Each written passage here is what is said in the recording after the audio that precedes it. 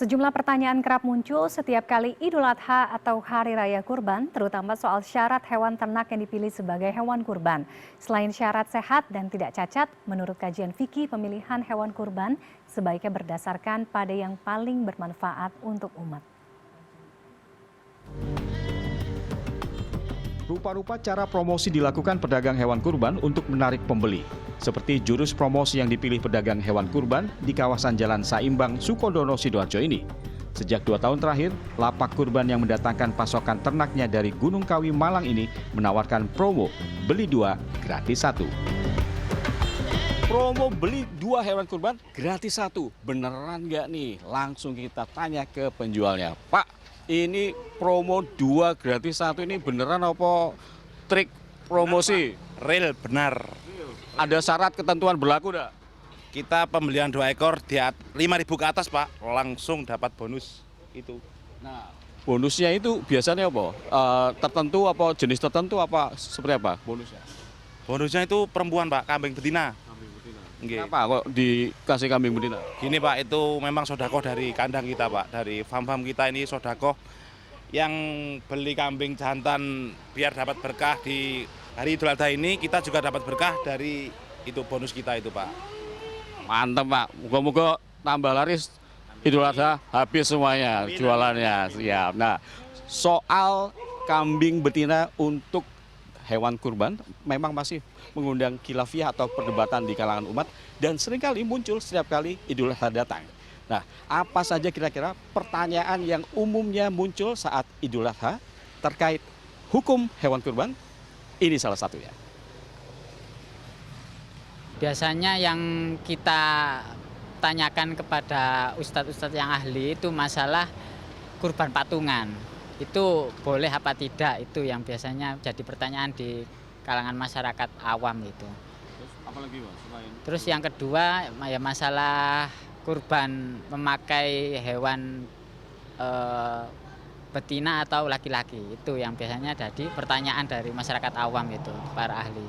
Pertama dia harus sehat, terus memenuhi syarat, jantan, ya yang bisa sesuai untuk dijadikan hewan korban.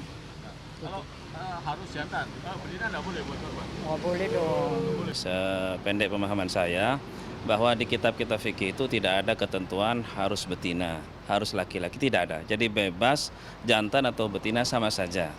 Artinya tidak ada kelebihan di antara itu dua-duanya. Jadi terserah mau kurban betina atau jantan sama saja. Tapi perempuan. Lalu, bagaimana kajian fikih menjawab sejumlah pertanyaan seputar syariat hewan kurban? Berikut penjelasan dari Ketua Bidang Fatwa Majelis Ulama Indonesia Jawa Timur, Kiai Haji Ma'ruf Hozin.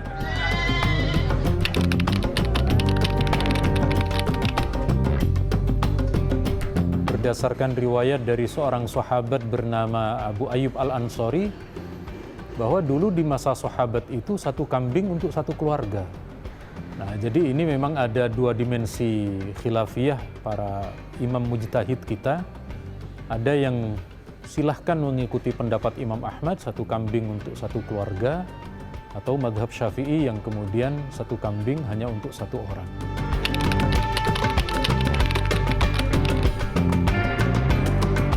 Hakikat kita berkurban untuk orang lain itu sama seperti bersedekah atas nama orang lain yang sudah wafat. Jadi intinya kalau itu ada wasiat dari almarhum, sepakat boleh.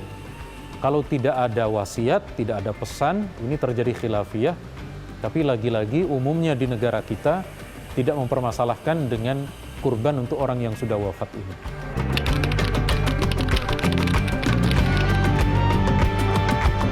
Ini bagian dari penggabungan fikih dengan aturan negara. Kalau kemudian dari dokter hewan mengizinkan, maka boleh untuk kemudian menyembelih kambing atau ternak yang betina. Itu ada di peraturan menteri terkait dengan animal welfare. Ya. Jadi kesejahteraan hewan, binatang betina itu dilarang, kecuali yang mendapat izin. Kalau sahnya secara fikih tidak ada masalah.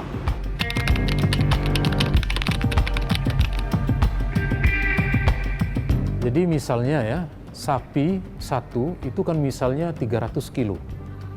Kalau kambing itu misalnya 20 sampai 25 kilo, kalau 7 orang paling-paling 175, tidak sampai 200.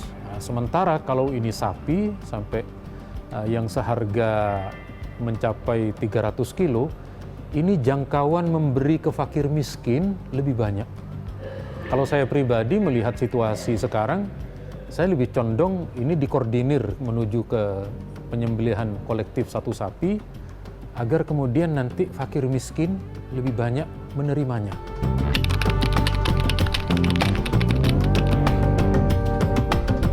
Soal hewan yang tidak bertanduk itu tidak berpengaruh.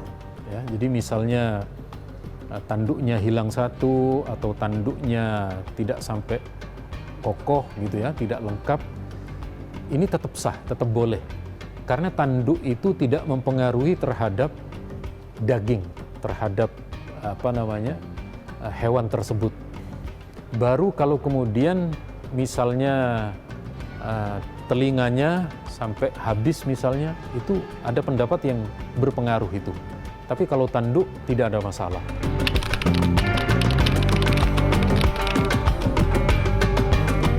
Misalnya sapinya itu hitam, lebih murah, bobotnya lebih besar, asas manfaatnya nanti diberikan ke fakir miskin lebih banyak menjangkaunya. Maka itu lebih utama daripada putih tetapi tidak terlalu gemuk, untuk dibagikan ke orang kurang banyak jangkauannya. Nah, jadi memang betul kita menghormati pendapat ulama ahli fikih kita, ijtihadnya itu memang ada. Tetapi untuk dalam kondisi semacam ini dan dalam keadaan yang banyak orang memerlukan, tidak mempermasalahkan kalau hanya mengabaikan soal warna. Tetapi soal asas manfaat itu yang lebih penting. Tak sekadar rutinitas ibadah tahunan, pemotongan hewan kurban di Hari Raya Idul Adha adalah momentum penguatan solidaritas dan kepedulian sosial. Selain sehat dan memenuhi syarat secara syariat, pemilihan hewan kurban seyogyanya juga berdasarkan soal yang paling bisa mendatangkan sebesar-besar manfaat bagi umat. Alan Maulana, Aga Dipa, Surabaya, Jawa Timur.